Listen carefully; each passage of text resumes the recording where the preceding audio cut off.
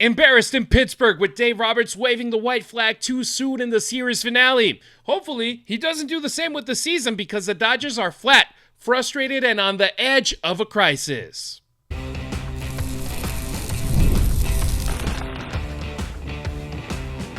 You are Locked On Dodgers, your daily Los Angeles Dodgers podcast. Part of the Locked On Podcast Network, your team every day. It's time for Locked On Dodgers, part of the Locked On Podcast Network, your team every day. The Dodgers just got swept in Pittsburgh, went 17 without scoring, and when they finally punched back, Dave Roberts had already pulled the plug. Now they limp into Baltimore to face an Orioles team who just swept the Padres. If LA doesn't wake up, this could spiral into a full-blown meltdown, Travis. Yeah, it's. I mean, I'm not sure it's not a full-blown meltdown already. When you get swept by the Pittsburgh Pirates, it's a pretty low point of the season, that's for sure.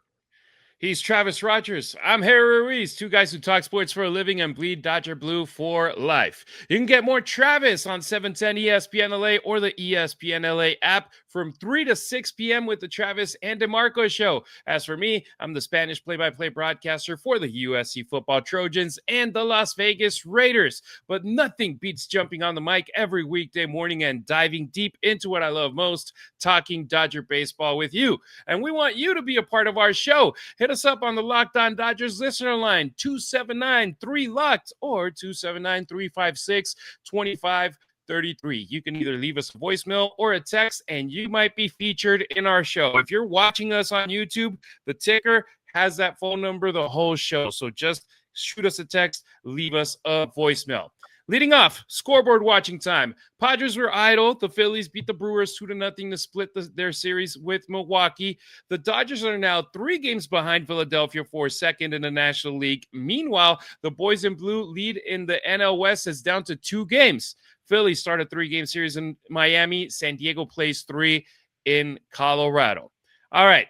How low can they go? No, I'm not singing. It's actually a question I'm asking you guys because the Dodgers just got swept by the Pittsburgh Pirates. Not only did they lose all 3 games, they never had the lead against the Pirates. Last place Pirates, who, yes, are playing better right now, but they're still the Pirates. They went 17 innings without scoring a single run. That's the equivalent of 2 games minus 1 inning of being completely shut down by a team that doesn't exactly have the reputation of being an elite pitching staff, sans, except Paul Skeens, Travis. Yeah, Skeens was great yesterday, and getting shut down by Paul Skeens is nothing to be ashamed of. That's going to happen. He's that good. He's going to win the Cy Young, but that's not the story as I see it, Harry. It's the entire series, as you were mentioning, and they're very likely going to have to play in that wild card round right now, whether that's as the third division winner or as the wild card themselves. It feels almost inevitable. And they've put themselves in a position, and I'm guilty of this too, that we keep saying, once you get to October. Okay, yeah, and they're going to make October, but they've been kicking the can down the road for so long that we've kind of brushed aside some really ugly moments. They got swept by the Angels twice. They split a 4-game series in Colorado against a team that's going to lose 120 games. They just got swept by the Pittsburgh Pirates, who, Paul Skeens aside, are not a very good team. They lost 2 out of 3 to the St. Louis Cardinals pretty recently. They lost 2 out of 3 to the Arizona Diamondbacks pretty recently. This is a team that is just giving away games against teams that they should absolutely be able to handle. And I know you don't win every game. That's not how baseball goes, but getting swept by bad teams or losing series to bad teams is the reason this team is going to have to play an extra round. It's the reason this team might have to burn through a little more bullpen in that extra round, making that bullpen a little bit more vulnerable if, in fact, they can get out of that first round. And they've put themselves in this position. There has been no sense of urgency. There has been no sense of desperation, quite frankly, because they know they're going to the postseason. They believe they can throw the switch, and now they're going to have to prove it. Yeah, and what have we been saying since Max Muncy got injured in July? What have we been saying since Tommy Edman hasn't been available? It's like, well, we got reinforcements coming. Right. I'm like, man, right now, is it even going to matter? It's September 5th. We got 3 weeks and change left in the regular season. are these guys going to make a difference once they arrive? Are they going to be 100% ready? Tommy Edman, back-to-back games in AAA going over. Max Muncy went back to AAA. He started his rehab assignment yesterday. That's good. Alex Vencia's out there. He's going to return. He's going to help the bullpen. But at the end of the day, we've been saying playing down to the opposition. And, man, I mean, you could technically say that against every team for most of the season because the Dodgers, they were the best record in baseball. So technically everybody was below them. But right now, I just feel, and I'm ready to accept it. This is who they are. And this is what we're going to have to go with into October. And we were, okay, starting pitching is going to save us because Kershaw, Snell, Glasnow, Yamamoto, they look great for a span of 2-3 weeks.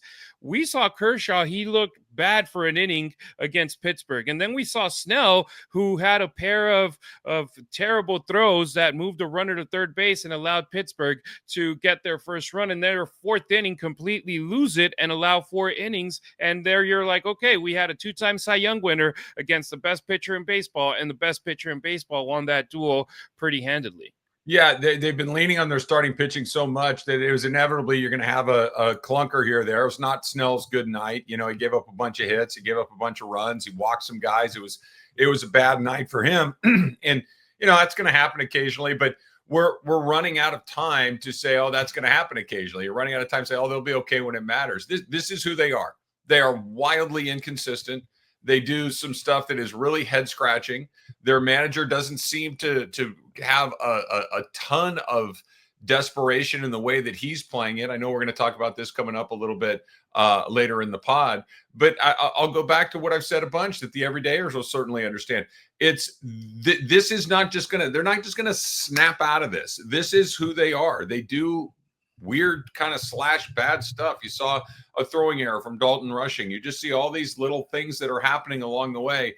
They strike out way too much. They chase way too much. They're just not a great team the way that we thought they were. They're a decent team. And the thing that I'm hanging my hat on, Harry, is when we do get to October and whoever that first series is that they play against, whether it's the Cubs or the Mets or whoever it may be in that wild card round, the Dodgers can beat anybody that they're going to play. They're also at the point now where if they got swept in any series, I'm not surprised anymore. So there's still some hope to be sure. But this idea that, hey, look, as long as they just kind of play the way they're supposed to, they're going to beat everybody. This is how they play. This is the way they play. They're inconsistent. They pitch inconsistently. Their bats go quiet for long stretches of time. It is just a weird team in 25. Yeah, the Dodgers, they've now lost 5 out of their last 6 games, letting go of a golden opportunity to pad their divisional lead because if the Dodgers are playing bad baseball right now, the Padres are playing even worse, and they're not taking advantage of this opportunity, and that's why they still got 2 games ahead of San Diego in this National League West run, which is baffling to me right now. It's such a good point because coming out of the All-Star break, all that you were reading and hearing is like, look, the Dodgers have the easy schedule going down the stretch. They play a bunch of bad teams. They're going to pull away. Nobody's going to be able to catch them because they're going to be playing teams like the Pirates and the Orioles and the Cardinals and the Angels. And here we are. And not only have they not extended the lead, they've let it get shorter and shorter and shorter. They've gotten past a couple of different times. And it's just this is the 2025 Dodgers, just a team that makes you go, I don't get it. And I don't get it.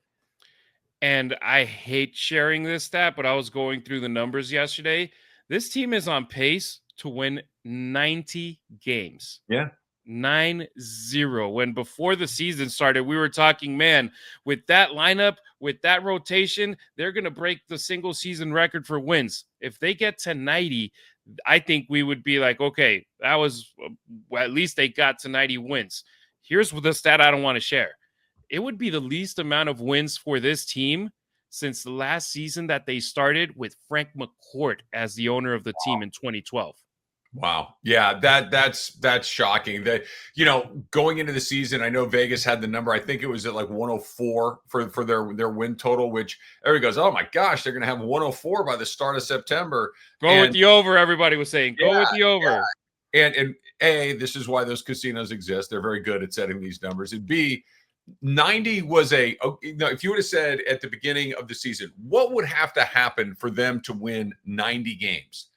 Well, the answer would be something happened to Shohei. He didn't play all year.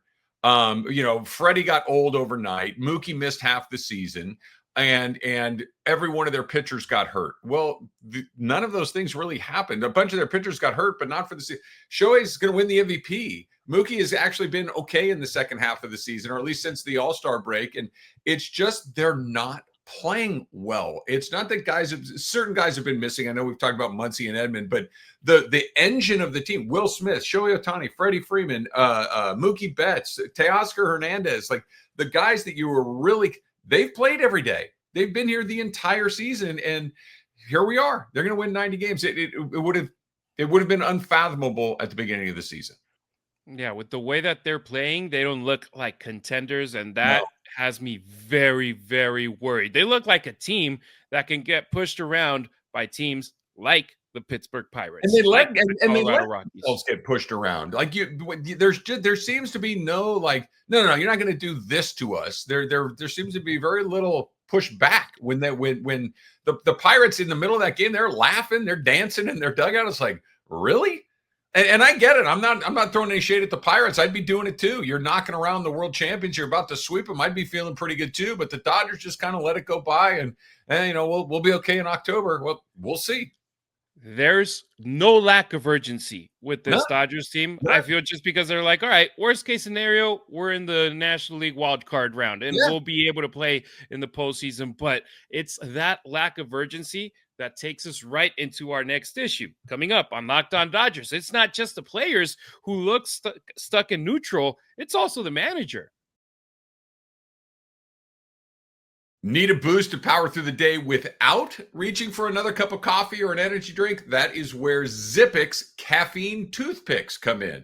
Instead of the crash you get from sugary drinks, Zippix gives you a clean, convenient burst of caffeine anytime, anywhere. And if you're looking for that nicotine satisfaction, they've got Zippix nicotine toothpicks as well. And the flavors are legit. How about this? Peppermint watermelon ice. There's also a spearmint. So it's not just energy, it actually tastes great. So when you are ready to try them, here's how you do it. You go to zippixtoothpicks.com, ZIPPIX, zippixtoothpicks.com, and use the promo code LOCKED ON for 10% off your first order. That's zippixtoothpicks.com, promo code LOCKED ON.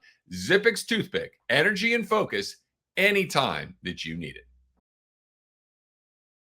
Don't forget to follow Locked On Dodgers, not only on YouTube, but on X, Instagram, and TikTok as well. You can find Travis on social media at Travis Rogers on X and Instagram. Meanwhile, I'm at Harry Ruiz on X, at Harry_Ruiz on Instagram, and at Harry Ruiz_ on TikTok. Will Smith update time. Dave Roberts said Will Smith probably won't play this weekend, but based off of yesterday's CT scan, they don't anticipate him needing to go into the injured list. So with this, the Dodgers had to do some moves on their roster. They optioned Alex Freeland. They DFA'd Alexis Diaz. They selected the contract of catcher Ben Rotvet, and he arrived to LA. Let's remember in that trade with Tampa Bay that had the Dodgers giving up Hunter Fiducia for Rortvet and two pitching prospects. So now the Dodgers out of nowhere, they find themselves with a rookie Dalton Rushing handling the starting catcher position and having somebody behind him that we were like, well, we can give up Hunter Fiducia because we ain't going to need him. And now they might end up needing that third catcher. But here's why we're talking about this, because Dave Roberts once again pulled the plug too early. Down 5-0 in the 8th inning, he decides to pull Dalton Rushing out of the game, saying that he needed to get him off his feet, that he hasn't been playing consistently, that he's more than likely going to be starting the next 3 days. And at the time, it looked like, he's just completely conceding, waving the white flag in a game that was, in my opinion, not completely out of reach because it's the Dodgers. And even though they hadn't scored a run in 17 consecutive innings, this team can flip the switch in a heartbeat and find a way to get runners on base and get themselves in a position to win. And sure enough, fast forward to the 9th inning, the Dodgers actually put together a little bit of a rally. 2-1, down 5-3 with the game potentially about to flip. And who's due up? It would have been Dalton Rushing. Instead, because Roberts went to the bench too early, it's Ben Rortvet. First at bat with the Dodgers, strikeout, rally dead. Dodgers swept against the Pirates. Yeah, Travis, man. there's a lot in there, Harry. Let's start with the first thing you said, which is we need to get him off the feet. Huh? He hadn't played all year. What, get him off his feet for what? The guy is young, strong, healthy. What do you mean you got to get him off of his feet? Because he's got to play 5-6 games in a row? The guy hasn't played all season long. Do you think that that he was asking to come off of his feet? You think Dalton Rushing's like, yo, Skip, man, I'm dying here, man. Let me just take this inning off. Not a chance. Not a chance. And I get it. At 5 runs going after 8 innings, it feels like it's probably a wrap. And 9 out of 10 times it probably is. But that brings me to the second thing you said. Number one, the Dodgers, while ice cold, they still have a bunch of guys in that order that all of a sudden you string together a couple of doubles and hit a home run and get a walk. All of a sudden it's a game, and that's nearly what happened. That's number one. Number two is it's the Pirates. Paul Skeens was out of the game. The rest of those guys that come in there, that's not Dennis Eckersley coming out of the bullpen. That's not, prime Bruce Sutter. This is a really sketchy bullpen that the Pirates have. And let me ask you this. Do you think the Pirates felt great about that lead going into the 9th inning? Do you think that they felt like it was a slam dunk? Heck no. No, I'm 100% with you. And this isn't, hey, we got a 10-game lead. Who gives a you-know-what? This is we are in a divisional race. We are in a wild card race. And sometimes you got to play all 27 outs like they are that important. And they just didn't do it. No disrespect. I don't even know the dude's name that came up to catch. That you're asking him to do the impossible. He just got here. He's not going to be able to step into that situation. And if he was, then good for him. But this is Dalton Rushing's been the big prospect for a long time. He's new, he's young, he's healthy, he's ready to go. Let the dude roll. It just doesn't understand. It makes no sense to me why you would pull the plug right there. I just don't get it. Yeah, and you understand it if it's a game in the middle of June, in the middle of July, that the temperature is 117 degrees if they were playing in Vegas, and it's like, okay, man, maybe I need to get this guy out of the game. It's September 4th. He hasn't played. Like he has played. I got the number right here. He has played a total of 44 games. He has started 32 of those games in a 162 game season. Come on. If this is a guy that needs time off in his mid-20s after playing 30 games, then what's he doing on your team? I mean, and I'm not criticizing Rushing. I'm saying this is a Roberts mistake.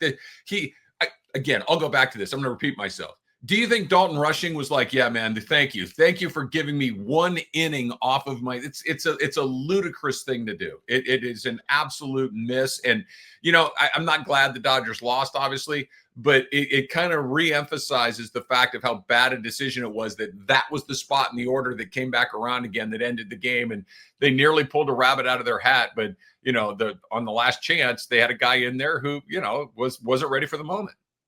And look, knowing the final result, what happened, it's easy to criticize. It's easy to go back and talk about it. But this is a pattern with Dave Roberts. For all the everydayers, I've spoken about it in previous shows. He pulls a plug too early, and the Dodgers then end up getting a rally, get close, and then his tendency to manage games like this where he feels that it's already lost, but they're not. Man, it gets me on my nerves. And at this part of the season, Travis, one game can end up being the difference. Remember in 2021 with the Giants, they end up having the same record and end up losing a tiebreaker, and the Giants end up going to the divisional round as the champs, and the Dodgers are a wild card team.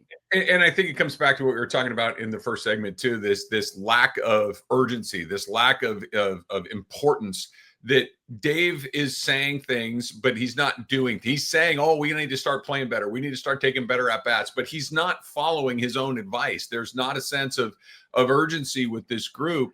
And look, if he thinks and the players think that, hey, once we get to October 3rd or when the playoffs start, that we'll just be the Dodgers all over again, good luck with that.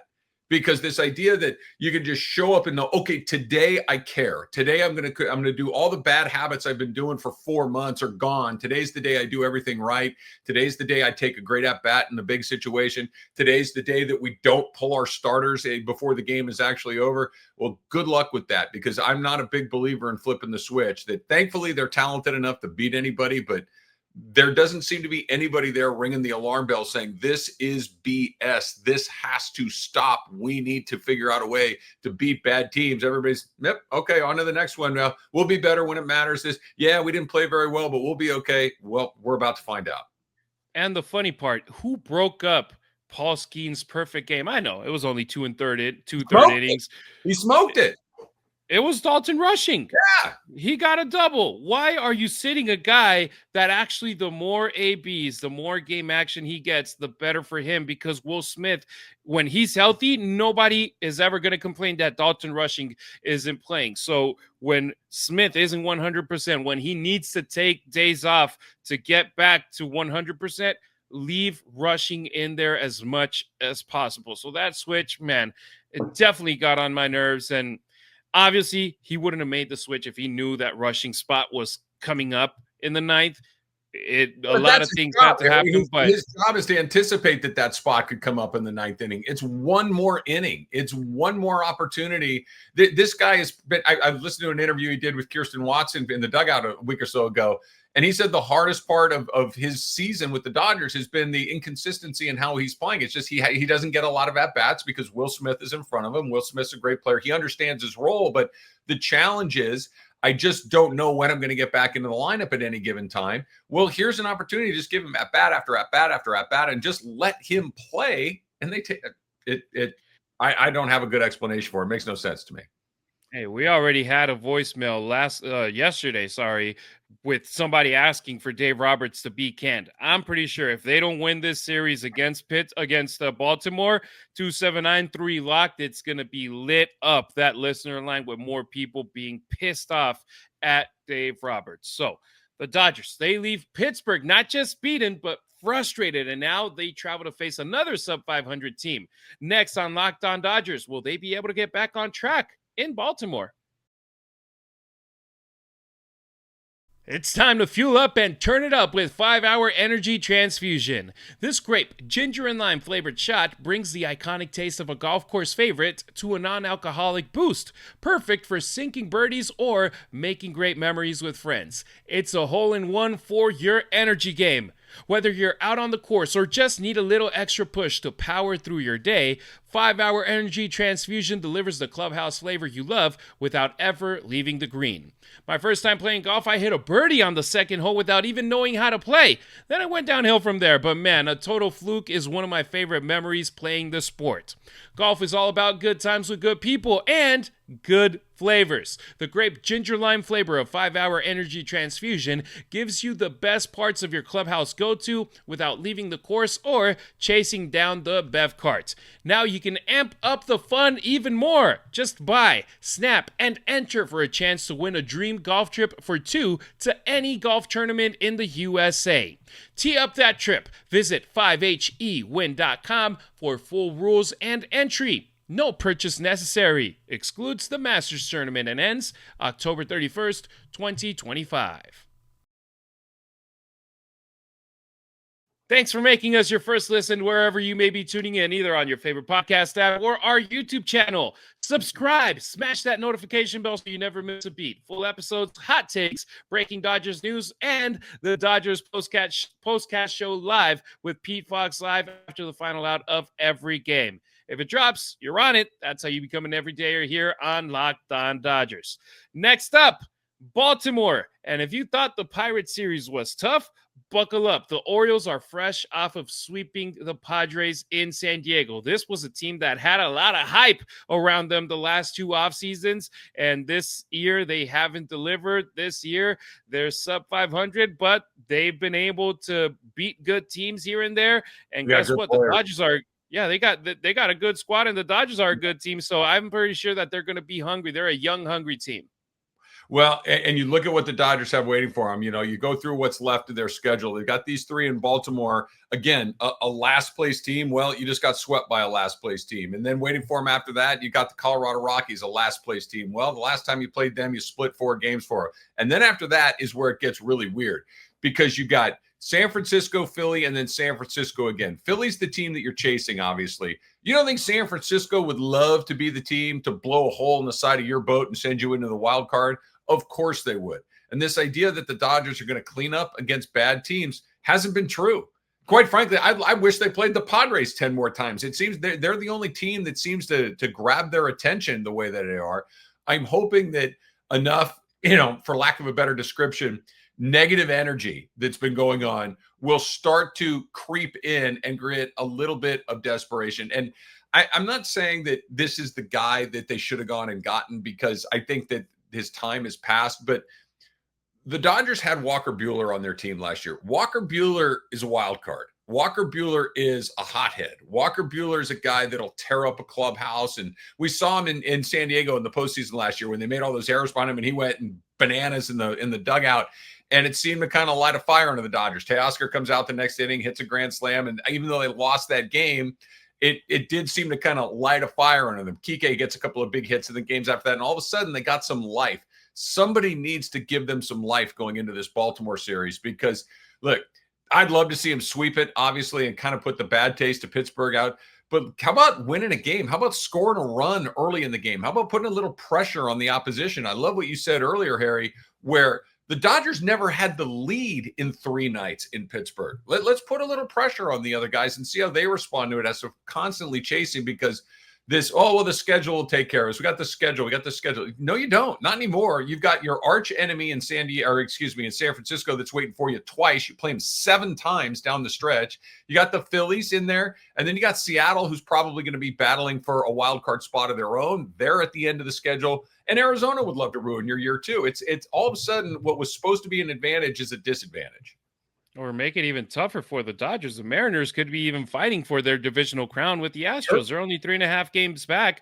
That makes it even tougher on you. So this Dodgers team, you look at the way that they played in Pittsburgh, they need to completely turn it around. We saw Shohei Ohtani mostly be productive for the Dodgers, get on base, but there was nobody in front of him getting on base for him to be able to bring home. And that's the point where it's like, okay, who's going to be batting 8th and 9th? Are they going to be giving good at-bats for the Dodgers to have their best weapon up at bat, with the possibility to get the Dodgers more than 1 run with a home run?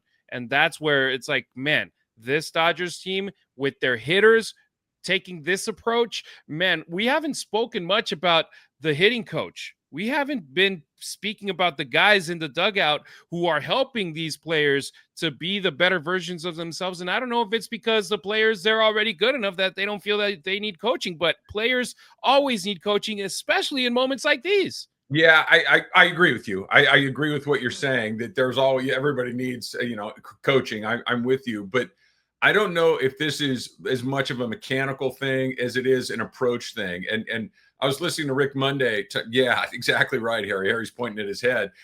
That Rick Monday was doing the radio last night. I was listening to a few innings on the radio, and he was saying that just their approach and the way that they attack at bats, and they're way too aggressive outside of the zone. And I've said this before, when the Dodgers are at their best, it's when they absolutely grind the opposition down. That by the time when the Dodgers are in a good spot, when you look at the opposing starting pitching, he may not even have given up any runs, but we're in the 4th inning and dude's got 82 pitches.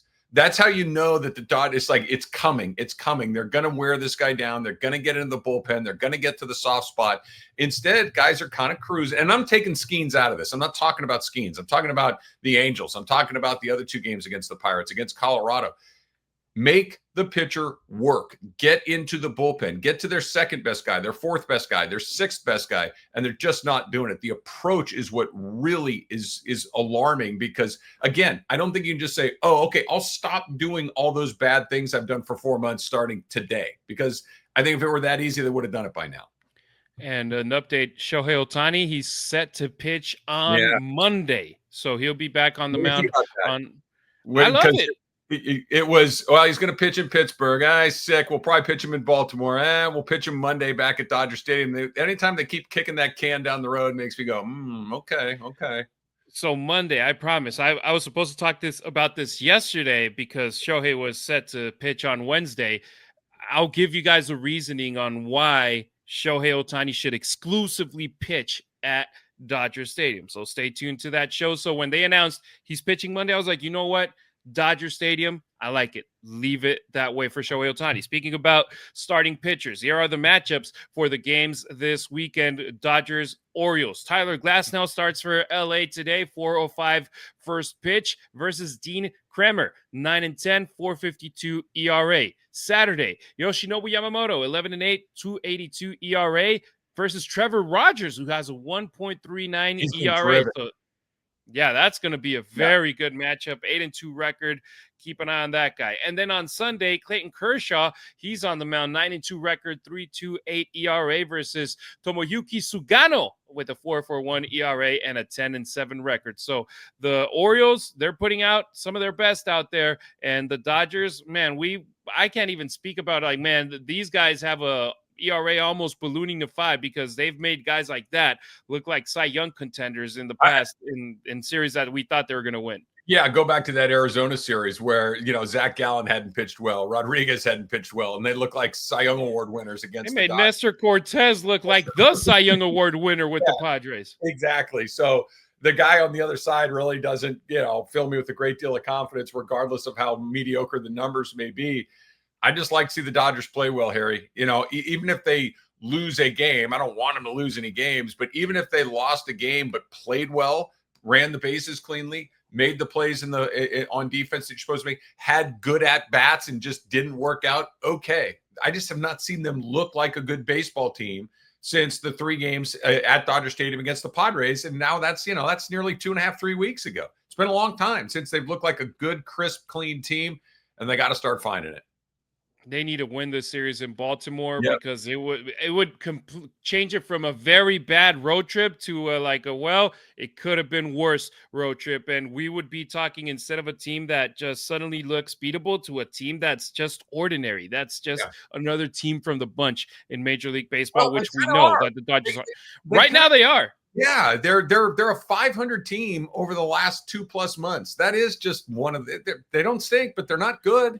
They might be good, but right now they're not good. 22-30 since the 4th of July. 20-23 since the All-Star break. That's nuts for a team like the Dodgers. So that's where we are. Swept in Pittsburgh. Questions about Roberts' decision-making, and now a huge test in Baltimore. We'll see if the Dodgers have the fight to turn this around. That'll do it for today's show. From Travis and I, thanks for making Locked On Dodgers your first listen. Check out this week's college football kickoff presented by Locked On and Fire TV, your ultimate college football weekly preview. Drake Toll of Locked On Big 12 leads the conversation alongside 2-time AP Coach of the Year Gary Patterson, former college star Jesse Holley, and Locked On's local experts. A college football preview only Locked On can do. Catch college football kickoff every Thursday throughout the season, only on Fire TV. We'll be back to start the week on Monday to kick off a new week, recapping the Dodgers finishing their East Coast trip with a 3-game series in Baltimore. Man, they better win this one, Travis. They got to win at least a couple of these things, and I've good baseball. And good luck, Dodgers. We appreciate you riding with us. Until next time, keep it real, keep it Dodger Blue.